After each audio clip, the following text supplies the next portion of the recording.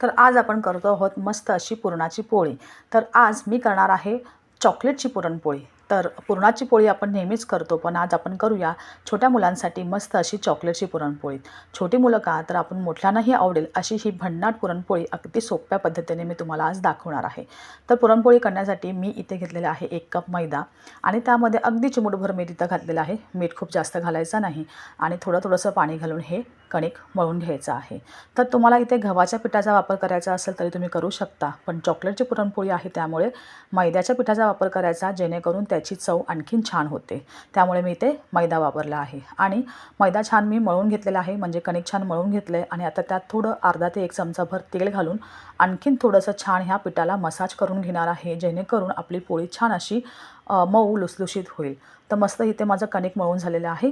आता ओला कपडा छान त्याच्यावर ठेवून मी ह्याला अर्धा ते पाऊण तास मुरत ठेवायचं, कारण की पीठ छान मुरलं ना तर पुरणपोळी अगदी सुंदर होते। तेवढा वेळ मिळाला नाही तरी अर्धा तास ती मुरलं तरी काफी आहे।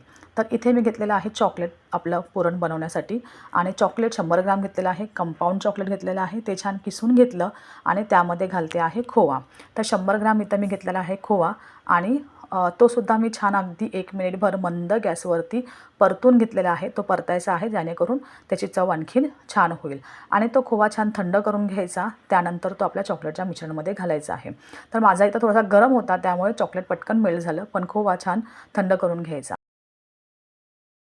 त्यानंतर इथे घालते आहे 50 ग्राम काजू आणि बदामाची पूड। तर दोन्हीचे प्रमाण एक 25-25 ग्राम मी घेतलेले आहे। अशी 50 ग्राम मी पूड तयार केली। छान मिक्सरला बारीक केल्यानंतर तिला आपण ह्या आपल्या मिश्रणामध्ये घालून घ्यायचं, मस्त मिक्स करायचं आणि आपलं चॉकलेटचं पुरण इथं तयार आहे। अगदी कमी वेळामध्ये पण चवीला भन्नाट होणार आहे असं हे पुरण इथं मी दाखवलेलं आहे। तर आपलं पीठही छान मऊ झालेलं आहे आणि आता आपण आपलं पुरणपोळी करून घेऊया। तर एक पिठाचा गोळा घेतलेला आहे आणि सुक्या पिठामध्ये, मैद्याच्या सुक्या पिठामध्ये घ्यायचा घोळून आणि छान अशी त्याची बारीक पारी करून घ्यायची। छान अशी खुलगट वाटीसारखा त्याचा आकार करून घ्यायचा। जर गरज पडेल तेवढं पुरण आपण त्याच्यामध्ये भरायचं आहे आणि चारी बाजूनी ह्या कडा बंद करून घ्यायच्या।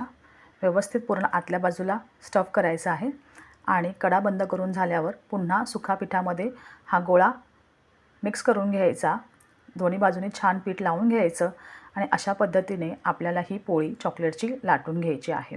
तर इथे मस्त असं मी पोळीचा गोळा जो आहे तो पिठामध्ये घोळून घेतला आणि अगदी सरसरीत लाटेल अशी ही पोळी आपली लाटून तयार होणार आहे। जशी आपण पुरणाची पोळी करतो त्याच पद्धतीने अगदी मस्त ही सरसरीत लाटली जाणार आहे।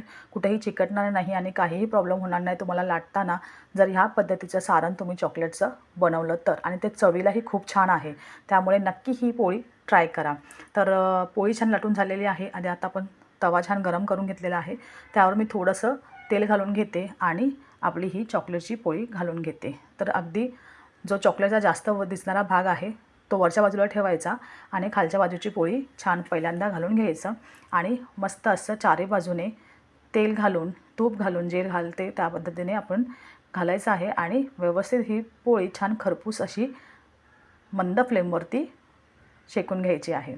तर मस्त इथं आपली ही चॉकलेटची पुरणपोळी तयार आहे। कुठेही काही अडचण येणार नाही, अगदी फटाफट ही पोळी लाटली जाईल आणि चवीला तर ती जबरदस्त आहेच। तर आपली इथे चॉकलेटची पोळी तयार आहे। दुसरी एक करून घेतलेली आहे मी, खूप इझी आहे आणि मुलांना तर प्रचंड आवडणार आहे। तर पुरणाची पोळी तर आपण नेहमीच आपल्यासाठी बनवतो, पण मुलांसाठी ही अशी स्पेशल पुरणपोळी जर तुम्ही केली तर नक्की त्यांना आवडेल। तर ह्या होळीला ही पुरणपोळीसुद्धा ट्राय करा आपल्या लहान मुलांसाठी। अगदी जबरदस्त पोळी इथे आपली तयार करून झाली आहे, खूप इझी आणि फटाफट झालेली आहे। त्यामुळे कुठलेही वेळ न करता ही पुरणपोळी नक्की ट्राय करा आणि माझ्या रेसिपी तुम्हाला आवडत असतील तर लाईक, शेअर आणि कमेंट करायला विसरू नका। त्याचबरोबर माधुरीज फूडपॅडावर नवीन असाल तर सबस्क्राईब करा आणि मला सपोर्ट करा। थँक्यू।